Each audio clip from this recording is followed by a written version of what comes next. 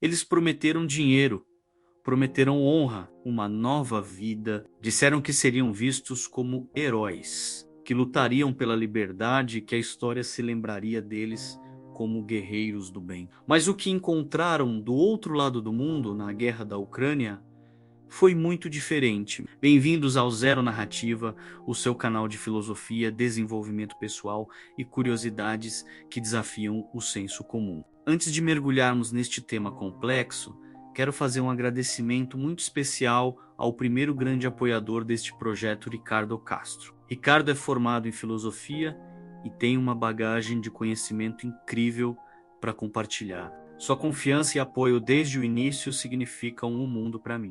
Muito obrigado, Ricardo. Agora, vamos voltar à promessa de glória. Imagine homens jovens, vindos de todos os cantos do planeta. Alguns estavam sem perspectiva em seus países, afundados em dívidas ou em trabalhos sem futuro. Outros, movidos por um espírito de aventura, queriam sentir a adrenalina que só um campo de batalha parece oferecer. E havia também os idealistas, aqueles que genuinamente acreditavam estar fazendo a coisa certa, respondendo a um chamado moral para defender um povo sob ataque. Para todos eles, os recrutadores surgiram com uma proposta irrecusável, salários que eles jamais ganhariam em casa, a promessa de cidadania rápida na Europa, um passaporte para um novo começo, status de herói. E talvez o mais sedutor de tudo, um propósito, uma chance de fazer parte de algo maior que eles mesmos. Mas a realidade da guerra não se importa com promessas. Quando as bombas começam a cair e os tiros ecoam, os contratos se tornam apenas papel. Você deixa de ser um indivíduo com sonhos e se torna um número, uma peça em um tabuleiro de xadrez gigantesco, jogado por potências que mal conhecem o seu nome. E o mais assustador é que muitas vezes você se torna uma peça descartável. As histórias que começaram a vazar pintam um quadro sombrio,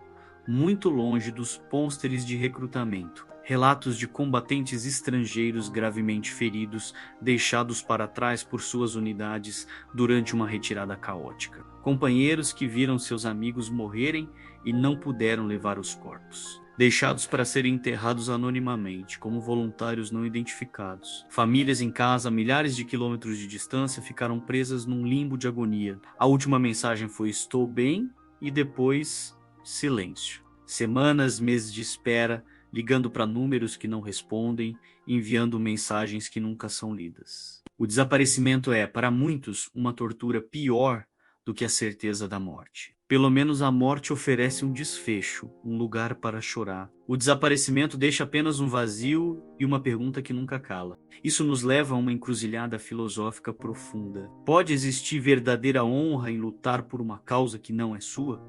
Em uma terra que não é sua? É uma pergunta que ecoa desde os tempos dos antigos gregos, que já debatiam o papel dos mercenários. Lutar por dinheiro ou por um ideal abstrato tem o mesmo peso moral que defender a própria casa e família. E a outra questão, talvez ainda mais existencial, é possível encontrar um sentido para a vida no meio da morte e da destruição? Muitos foram para a Ucrânia buscando exatamente isso, um propósito que a vida moderna e confortável do Ocidente parecia não oferecer. Eles queriam testar seus limites, provar seu valor. Mas o que acontece quando você descobre que a guerra não é um teste de bravura, mas uma máquina impiedosa que tritura corpos e almas sem distinção? Uma máquina que engole os desesperados e os idealistas com a mesma indiferença. Muitos desses homens acreditaram que seriam os protagonistas de uma história épica, como nos filmes de Hollywood. Eles se viam como o herói que chega para salvar o dia. No entanto, a dura realidade mostrou que eles eram, na melhor das hipóteses, figurantes. Personagens secundários no roteiro complexo e brutal, escrito por nações e interesses geopolíticos muito maiores. Eles não estavam no controle de suas próprias histórias. Estavam servindo a uma narrativa que nunca foi deles. A verdade que não te contaram, a verdade inconveniente e cruel, é devastadoramente simples.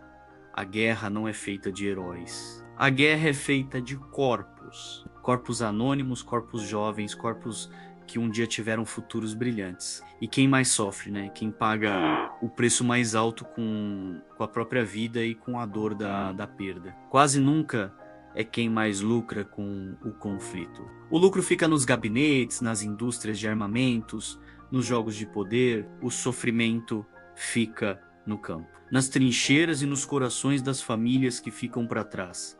Essa é uma reflexão amarga, mas necessária. Em um mundo que glorifica o conflito e simplifica narrativas complexas em bem contra o mal. É nosso dever olhar para as sombras, para as vítimas silenciosas e para as promessas quebradas. É nosso dever questionar. Se essa reflexão profunda mexeu com você e te fez pensar, eu te convido a se inscrever aqui no Zero Narrativa e ativar o sininho para não perder nossos próximos vídeos, onde continuaremos explorando as grandes questões da vida. E se você gosta de doses diárias de filosofia e insights para expandir a mente, me siga também no TikTok. Lá eu publico vídeos curtos todos os dias. Muito obrigado por me acompanhar nesta jornada de pensamento. Até a próxima!